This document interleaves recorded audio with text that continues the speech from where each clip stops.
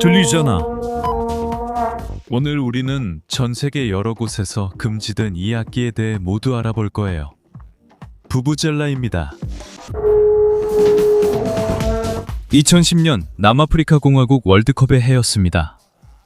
여러 가지로 기억에 남는 월드컵이었죠. 샤키라의 와카가 있었고 사람들은 아직도 저스트 댄스에서 부릅니다. 논란 많았던 자블라니 공에 대해 선수들은 이상하게 휘어진다고 불평했죠. 그리고 마지막으로 아주 유명한 부부젤라가 있었죠. 이 월드컵에서 엄청나게 인기를 끌었습니다.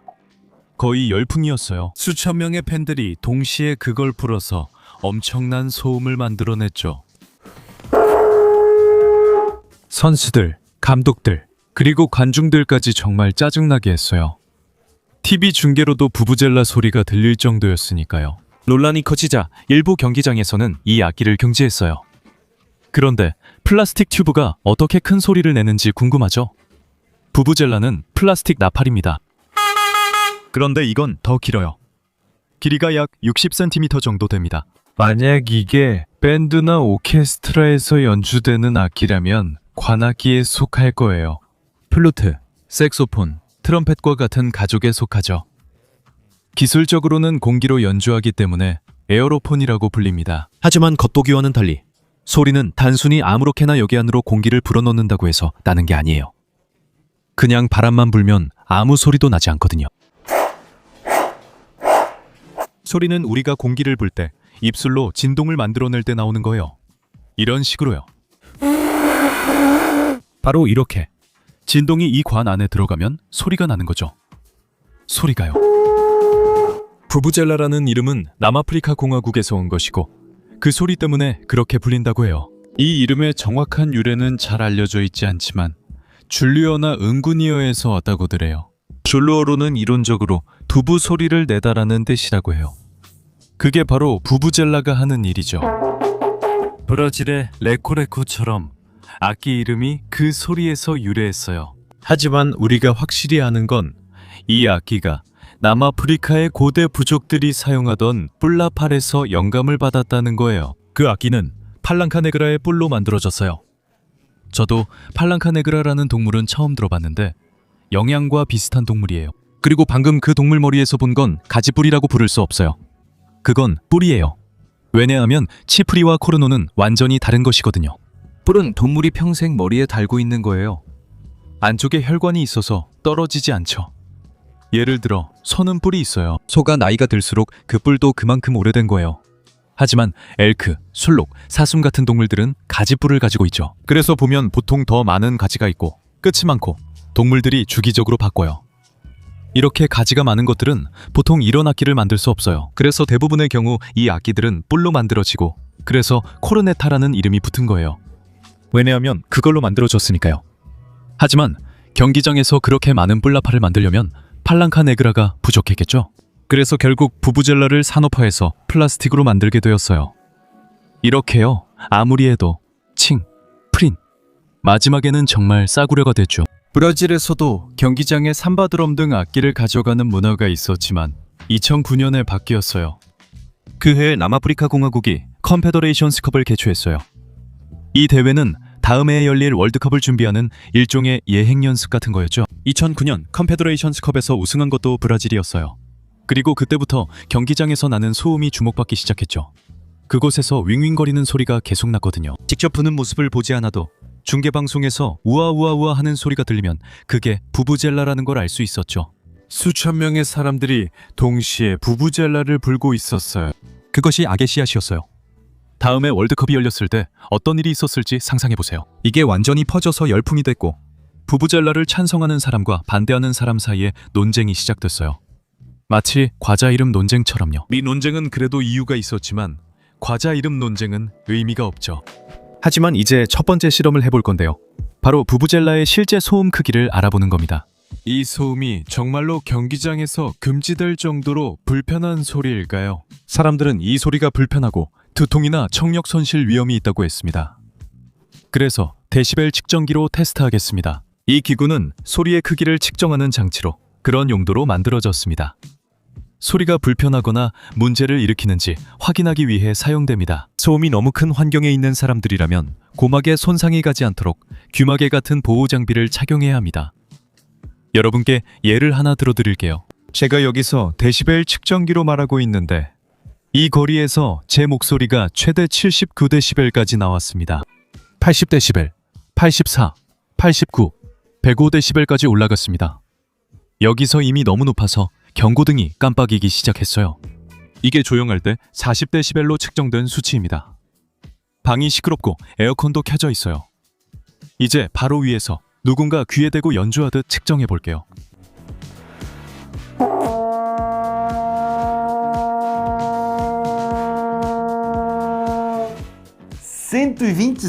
127.6데시벨. 잠깐만요. 어지러워서 말을 제대로 못하겠어요. 이게 정확히 무슨 의미일까요? 뭐랑 비교해야 할까요? 이 숫자가 뭘 뜻하는 걸까요? 이건 헬리콥터 소리보다 더 큰 소리입니다. 트럭 경적 소리보다도 크고 락 콘서트보다도 큽니다. 이 소리는 사람 귀가 통증을 느끼기 시작하기 직전의 한계에 거의 가까워요.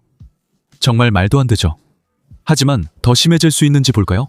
부부젤라 하나만으로도 이렇게 시끄러운데 두 개를 동시에 불면 어떻게 될까요? 다시 최대치로 측정해 봅시다. 다니엘, 여기 와서 네 부부젤라 연주 실력을 보여줘. 다니엘은 이걸 마누얼 두문도에서 3주 동안 연습했거든. 이제 모두 참지 못해. 사람들은 다니엘만 보면 소름 돋고 떨면서 도망가. 다니엘이 계속 부부젤라를 불어서 그래. 이 영상 대본도 다니엘이 직접 썼으니 오랫동안 연습했어. 시작하자. 내가 공부한 게 과연 효과가 있었는지 한번 볼까? 먼저 네가 한번 불어봐. 우리가 제대로 되는지 보게. 잠깐만, 내가 부부젤라를 바꿀게. 제주사를 비판하려는 건 아니지만 마우스피스 차이 좀 봐. 이 마우스피스는 원래 그래야 하는 것보다 훨씬 더 벌어져 있잖아, 그렇지? 그래서 나는 이거 쓸게. 이건 마우스피스가 제대로 되어 있거든, 알겠지? 문제는 마우스피스 때문이지. 그렇지? 좋아, 이제 해볼게. 봐봐.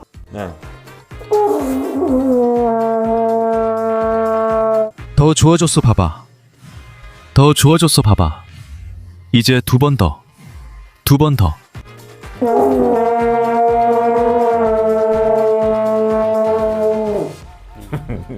몇 나왔어? 128.8데시벨이 올랐어. 진정의 이별에 설명할게. 다행히 조금만 올랐고 소리는 네 생각과 달라. 내가 부부젤라 두 개를 잡으면 각각의 소리가 예쁘게 합쳐져서 두 배로 강한 큰 파동이 되는 게 아니야. 슈퍼 파동이나 메가조드 같은 게 만들어지지 않아. 우리 귀, 더 정확히 말하면 이 나선형 부분인 달팽이관은 자동차의 충격 흡수 장치처럼 작동해. 다만 소리 파동을 위해서 말이지. 우리 귀는 소리가 얼마나 강하지 정확하게 받아들이지 않아. 나팔이 안 울린 거 느꼈지? 그렇지? 난 약간 어지러웠어. 우리 뇌는 약한 소리와 강한 소리의 차이를 더 잘 해석하지 그 소리가 얼마나 강한지 자체를 정확히 인식하는 건 아니야. 그리고 흥미로운 점은 이 데시벨 측정기가 두 부부젤라 소리를 단순 합산하지 않는다는 거야. 첫째로 우리가 설명한 것처럼 물리적으로 소리는 단순히 더해지지 않고 커지긴 하지만 두 배가 되지는 않아. 그리고 우리의 귀도 그렇게 인식하지 않아. 그래서 우리가 소리를 측정하는 방식을 고안할 때 이미 이런 점을 고려했어. 그래서 두 개의 부부젤라가 하나보다 두 배로 세지 않은 거야. 마누얼드문드 시청자 여러분, 루이진교입니다. 이번 파트너십은 정말 대단합니다. 카제타 KGTV에서 월드컵 104경기를 모두 시청하고 마누얼드문드에서 다양한 월드컵 정보를 확인하세요. 월드컵이면 다른 건 잊어버려! 카제타 KGTV에서 함께하세요. 하지만 이 소리가 어떻게 여기서 만들어지는지 이해해봅시다. 우리가 입김을 불 때 입술이 떨리면서 공기가 나가기도 하고 때로는 나가지 않게 막기도 합니다. 그래서 우리가 아주 빠른 속도로 고압의 공기 분출을 하는 것과 비슷합니다. 부부젤라에서는 이게 초당 235번까지 이뤄집니다. 하지만 제가 부부젤라 없이 이렇게 하면 공기를 많이 움직일 수 없습니다. 강한 소리를 낼 수 없습니다. 이렇게 됩니다. 이 콘의 비밀은 바로 여기에 있습니다. 우리가 소리를 내는 역할을 하는 콘을 볼 때마다 항상 이렇게 작동합니다. 이 콘은 뒤쪽에서 작게 움직인 공기를 받아서 점점 더 많은 공기를 움직이게 만듭니다. 점점 더 많은 공기를 움직이게 하죠. 이게 바로 소리의 증폭입니다. 저도 이 설명을 처음 들었을 때는 좀 헷갈렸어요. 어떻게 소리를 증폭할 수 있을까요? 더 많은 에너지를 넣지 않고 어떻게 소리를 더 크게 만들 수 있을까요? 다른 소리를 내는 것을 생각해 봅시다. 바로 이 작은 톱이에요. 제가 이 작은 톱을 흔들면 거의 소리가 나지 않아요. 왜냐하면 이 톱이 거의 공기를 움직이지 못하기 때문이죠.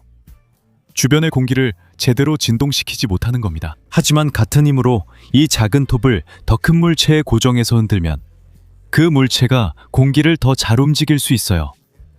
그래서 소리를 들어보세요. 부부젤라도 마찬가지예요. 이렇게 하면 공기를 많이 움직이기가 거의 안 돼요. 하지만 여기에 넣으면 같은 힘으로 점점 더 많은 양의 공기를 움직일 수 있어요. 그리고 여기서 해보고 싶은 두 번째 실험은 부부젤라의 길이를 짧게 하거나 길게 해서 소리를 바꿀 수 있는지 알아보는 거예요. 이론적으로는 부부젤라가 짧을수록 소리가 더 높아질 거예요. 그럼 우리 부부젤라에 뭔가를 덧대서 소리가 더 낮아질 수 있는지 한번 해볼게요. 그럼 가자 이베레. 부부젤라의 보형물 달아보자. 다니엘이 중간이 열리는 걸 구해왔어요. 이론상으론 그렇죠. 저 플라스틱은 반대 방향이에요. 맞아요. 정확해요. 약간 요령이 필요해요. 알겠어요. 그냥 여기다가 이렇게 심으면 되나요? 파이프의 크기가 부부젤라랑 정확히 같은 두께는 아니라서 꼬치용 나무 막대기랑 테이프로 작은 지지대를 만들어 볼게요. 우리가 해결할 수 있을 것 같아요.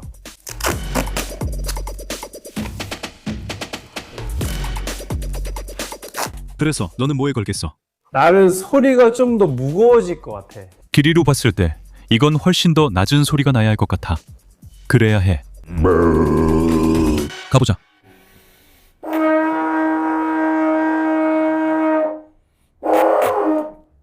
같이 한번 불어봐. 이베레.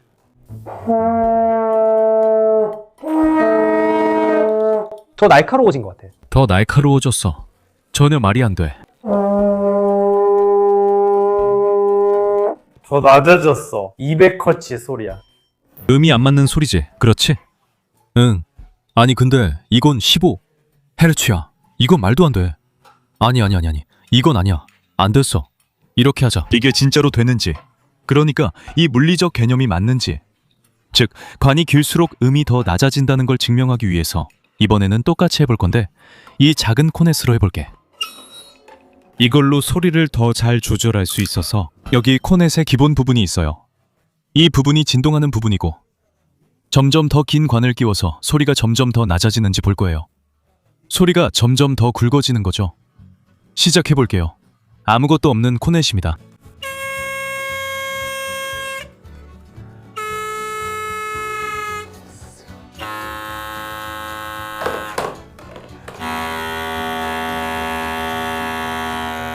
이걸 끝에 끼워보세요. 자, 이걸 누르고 빼세요. 자동차 안테나처럼요. 음악.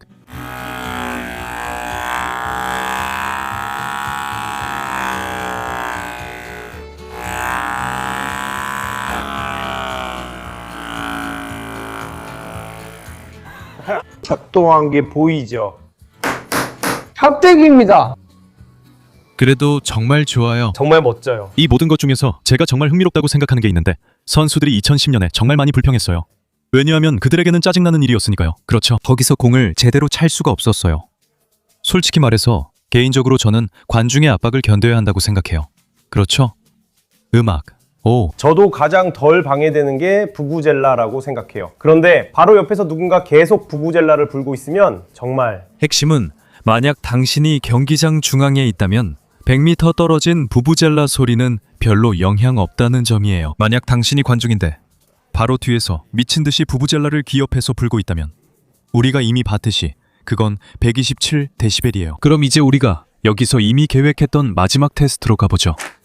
여기 데니얼이 쓴 대본에도 적혀 있는데 우리가 부부젤라 소리를 들을 수 있는 최대 거리가 어느 정도인지 알아보는 거예요.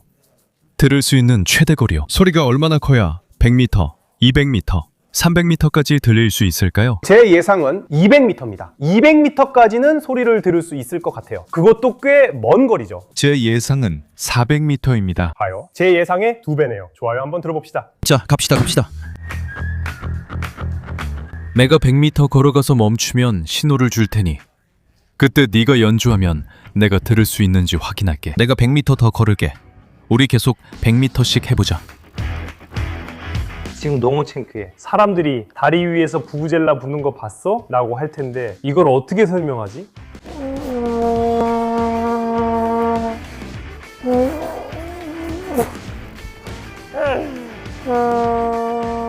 내가 여기서 그들로부터 100m 떨어진 곳에 멈췄는데 다니엘이 부부젤라를 불고 있고 나는 그 소리가 완벽하게 들리지만 자동차 소음이 너무 커. 100m 더 가서 확인하자.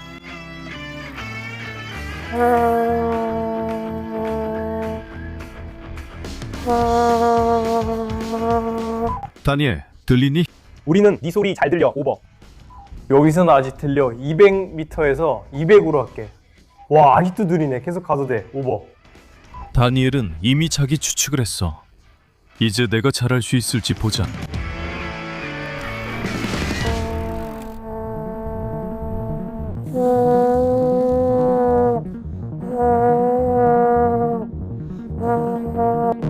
(300m에서도) 들을 수 있었어. 와, 대단하다. 소리가 작게 들릴 줄 알았는데. 볼륨이 꽤 낮은데도 나는 비행기, 기차, 트럭 소리랑 경쟁하고 있어. 그래도 들리긴 해. 400m는 잘 모르겠어.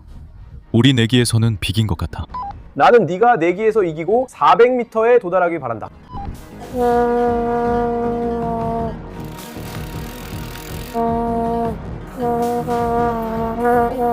숨 좀 불려야겠어.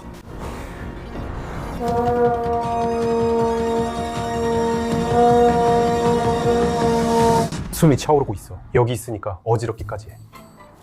여기서 혈압이 떨어졌어. 모든 게 까매졌어, 여러분. 이런.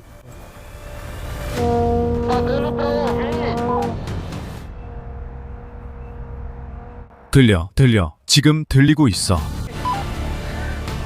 카라, 몇 개야? 몇 미터야 이베레? 나 400m야. 들을 수는 있어. 근데 배경 소음이 많이 섞여 있어. 만약 조용한 곳이었다면 분명히 완벽했을 거야.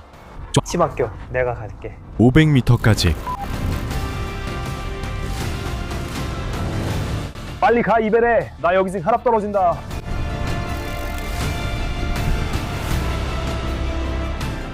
가자, 다니엘. 힘 좀 내봐. 500m 떨어져서도 들을 수 있게 해줘. 거기서 기다려.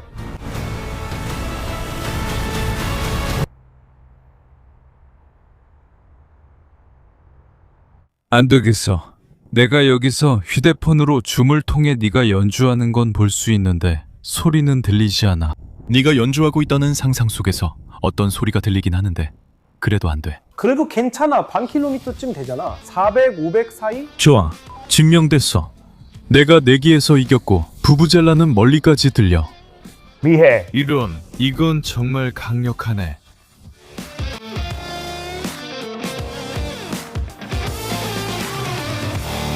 그런데 왜 우리는 더 이상 경기장에서 부부젤라를 볼 수 없을까요? 유행이 지난 걸까요? 뭐 그런 셈이죠. 문제는 2010년 월드컵 이후 여러 단체들이 경기장에서 부부젤라 사용을 금지하기 시작했다는 거예요. 심지어 CBF도 마찬가지였죠. 그들이 주장하는 이유는 소음 공해, 누군가의 귀를 다치게 할 가능성, 그리고 부부젤라를 들고 싸울 위험 때문입니다. 상상해보세요. 응원하는 팬과 싸우다가 부부젤라의 머리를 맞고 병원에 실려간다면 얼마나 굴욕적이겠어요. 그렇죠? 하지만 아직도 부부젤라가 허용되는 곳이 있습니다. 예를 들어 남아프리카 공화국에서는 경기장 응원 문화의 상징으로 허용됩니다. 걱정 마세요. 올해는 중계에서 부부젤라 소리가 안 들릴 겁니다. FIFA는 남아프리카 공화국 팬들에게 이번 월드컵에서 부부젤라가 금지됐으니 가져와도 소용없다고 알렸습니다. 2014년, 2018년, 2022년 월드컵에서도 마찬가지로 금지되었습니다. 중계에서는 들을 수 없겠죠? 이건 여기 모든 가게에서 팔고 있어요. 알겠죠? 시끄러운 악기를 좋아하는 분들을 위해 저희가 매뉴얼 두문도에서 3D 프린터로 다양한 것을 출력해 가장 큰 소리를 내는 것을 겨루는 대회를 열었어요. 사실 저도 누가 그 대회에서 이겼는지 기억 안 나요. 워낙 지옥 같은 소리가 많았거든요. 그래도 한 번쯤 꼭 볼만해요. 3D 프린터로 얼마나 시끄러운 물건을 만들어낼 수 있는지 상상도 못 하실 거예요.